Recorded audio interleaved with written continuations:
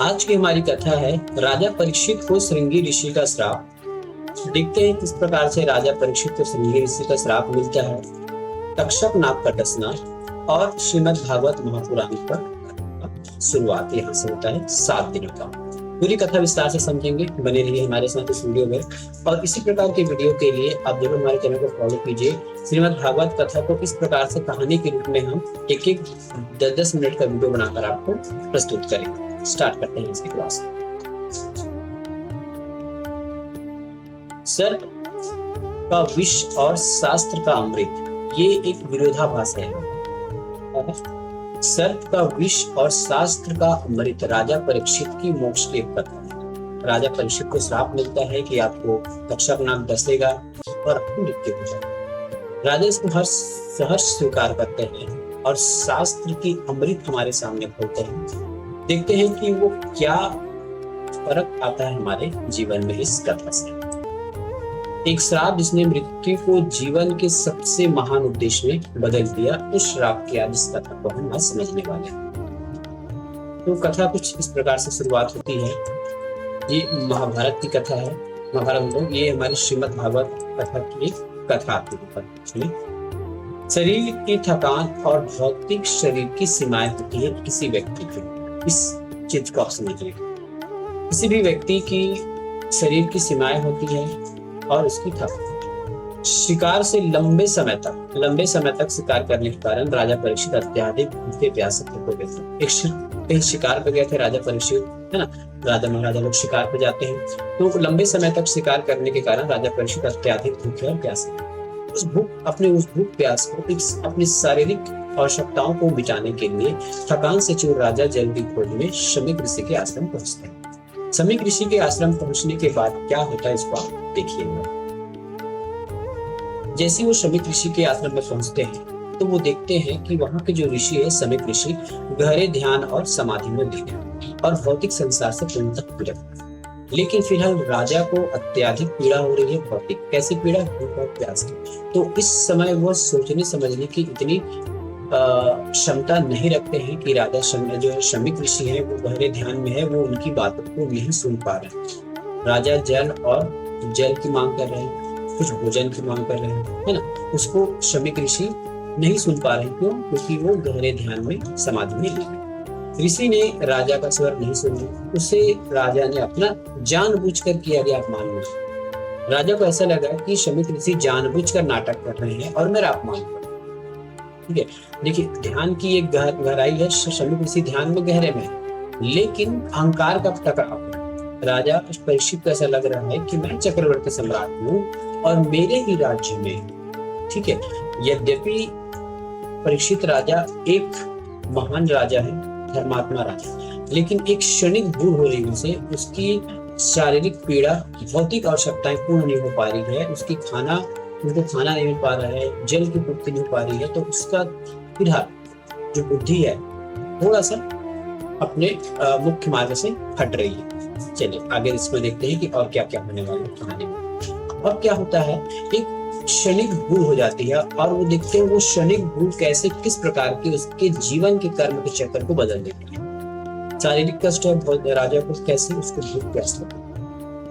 और उसने फिलहाल जो मुकुट पहना है वो जरासंध का मुकुट था, सोने का मुकुट। और राजा परीक्षित ने स्वयं कलयुग को ये आदेश दिया है या फिर उनको ये परमिशन दी है कि आप सोने में निवास कर सकते हो, वैसा सोने में जो अधर्म से कमाया गया। तो वो जो मुकुट पहने वो अधर्म से कमाया गया था राजा जरासंध के द्वारा, वो मुकुट पहने।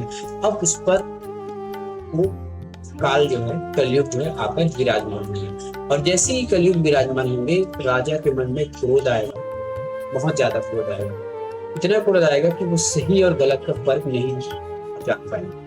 कई बार ऐसा होता है, यदि हम शारीरिक रूप से पीड़ा में हैं, भौतिक रूप से, तो हमारी सोचने समझने की जो क्षमता है ना, वो कम हो जाती है, खत्म हो जाती है। तो यही होता है कलयुग वास्तविक, ठीक है। तो फिलहाल राजा जो है भूखे प्यासे हैं, शारीरिक पीड़ा में, उनकी सोचने समझने की फिलहाल जो क्षमता है वो नगण्य हो चुकी है, वो समझ नहीं पा रहे हैं स्थिति को। अब वो क्या करते हैं, अहंकार में आकर राजा द्वारा एक मृत सर्प को उठाया जाता है और उसको शमीक ऋषि के गले में डाल देते हैं तो उनको ऐसा लगता है कि ये मेरा अपमान कर रहा है तो मैं भी इसका अपमान करूं, इसको मैं दंड दूं। तो समाधि में बैठे ऋषि के गले में वो सर्प डालकर वहां से चले जाते हैं। और ये क्षणिक भूल देखिए, हालांकि राजा परमात्मा है, बहुत धर्मात्मा है, लेकिन एक क्षणिक भूल की वजह से, हमारी क्षणिक अहंकार की वजह से किस प्रकार से उसके पूरा जीवन चक्र बदलने वाला है। आज ये भी चीजें हमारे ऊपर लागू होती है कि कुछ क्षणिक भूल की वजह से, कुछ क्षणिक अहंकार की वजह से हमारा बना बुनाया पूरा खेल बिगड़ जाता है। उसको आप यहाँ पे देखिएगा। अब जो राजा है ना, उस ऋषि के गले में सर्प को डालकर, मृत सर्प को डालकर चले जाते हैं। और जैसे ही उस श्रमिक ऋषि के पुत्र आते हैं श्रृंगी ऋषि, ठीक है, श्रृंगी ऋषि जैसे ही अपने आश्रम में पहुंचते हैं तो देखते हैं कि उसके पिता के गले में कोई मृत सर्प डाल दिया है। वो देखकर समझ जाते हैं कि मृत सर्प तो कभी भी किसी के शरीर में या फिर गले में चढ़ नहीं सकता। उसको किसी ने गलत तरीके से या गलत भाव से उसको अपमान करने के लिए उसके गर्दन में लगाया। तब वो एक अपने हाथ में जल लेते हैं और अपनी तपस्वी के, है ना, अपनी तपस्या की बल से ये जान लेते हैं ये क्या हुआ, है ना।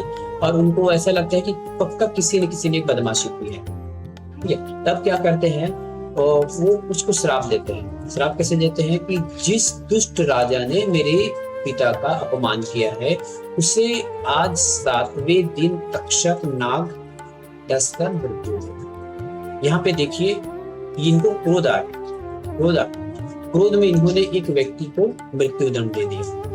तपस्वी के क्रोध से जन्मा 7 दिन का मृत्यु चक्र ये है, ठीक है।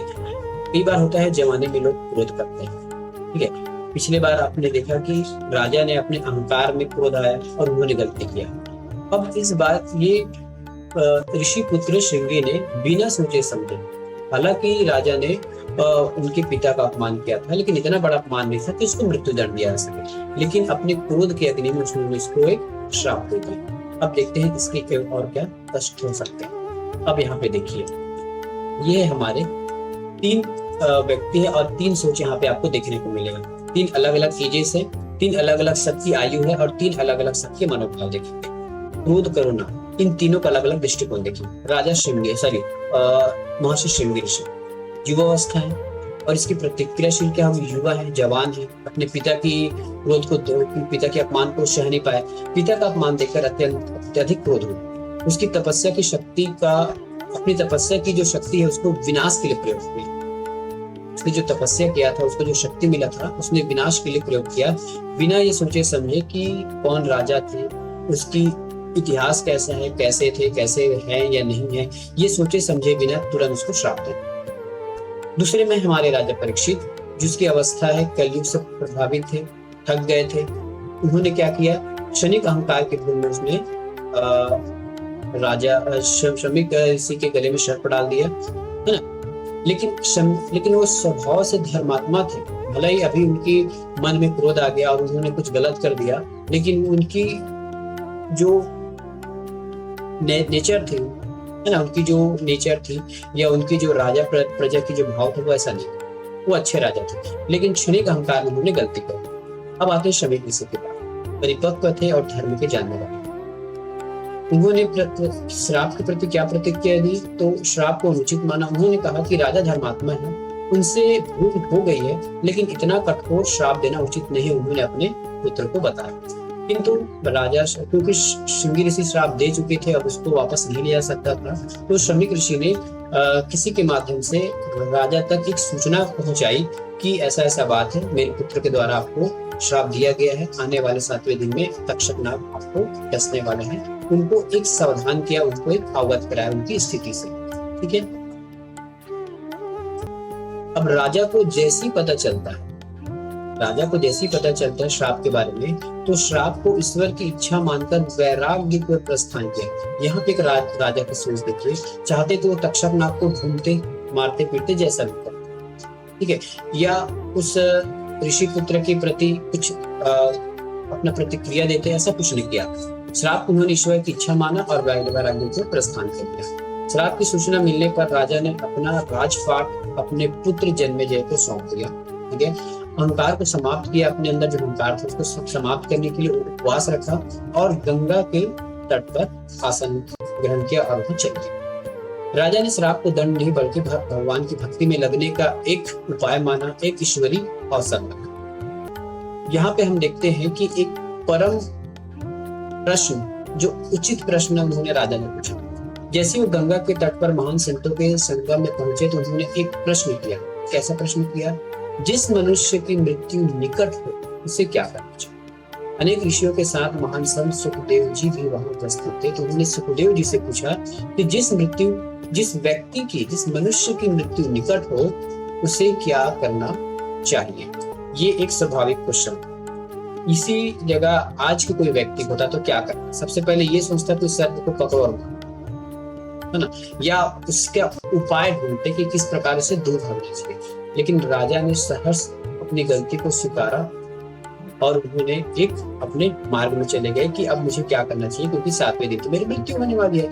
तो 7 दिन में क्या कर सकता हूँ? आज के लोग होते तो इधर उधर चक्कर काटते, मौज मस्ती करते। उन्होंने सोचा कि अब मैं 7वें दिन, इस 7 दिन तक ऐसा क्या करूं जो मेरा जीवन सफल हो जाए। सुखदेव जी ने राजा के प्रश्न का उत्तर देते हुए कहा, लगातार 7 दिन आप भगवान की कथा को सुनिए।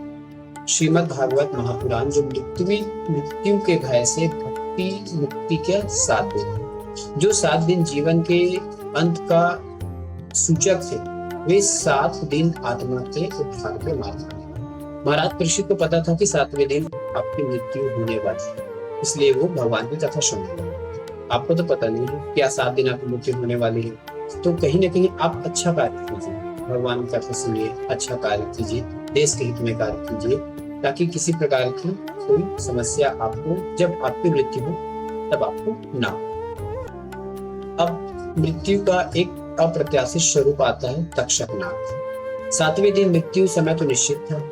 तक्षक नाग ब्राह्मण का रूप धर आया और फल या लकड़ी में एक छोटे से कीड़ा का रूप धारण करके बैठ गया। अवसर पाकर उसने अपना वास्तविक भयंकर रूप दिखाया और राजा को डस दिया। वही राजा की मृत्यु हो गई। पूरे 7 दिन कथा सुनने के बाद राजा को मुक्ति मिल गई इस संसार से। अब यहाँ देखिए, राजा को इससे तनिक भी फर्क नहीं पड़ा। भौतिक शरीर भले ही भस्म हो गया, लेकिन 7 दिन भगवान की कथा सुनने से उनकी आत्मा की मुक्ति हो गई। नाग के विष से राजा का भौतिक स्वरूप जलकर तो भस्म हो गया, लेकिन नाग के विष ने केवल उसके भौतिक शरीर को ही नष्ट किया है ना, श्राप को पूरा किया।